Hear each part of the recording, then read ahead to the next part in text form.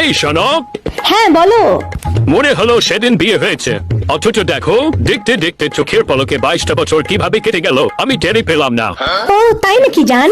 দেখতে দেখতে 22টা বছর চোখের পলকে তোমার কেটে গেছে স্বামী জান। তোমার হয়তো বা কেটেছে, আমার তো ভাই দেখতে দেখতে চোখের পলকে 22টা বছর কাটেনি। ঠিক আছে, আমার কিভাবে কেটেছে জানো?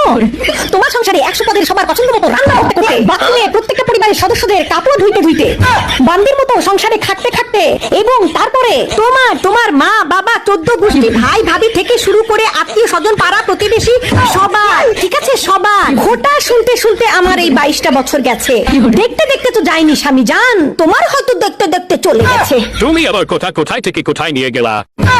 ওমা, কোথায় থেকে কোথায় নিয়ে গেলাম মানে? তুমি তো বুঝবা না, তোমার তো দেখতে দেখতে আনন্দে কেটেছে, খাইতে খাইতে ঘুরতে ঘুরতে ফিরতে ফিরতে বাবা হইতে হইতে মজা পাইতে পাইতে কেটেছে।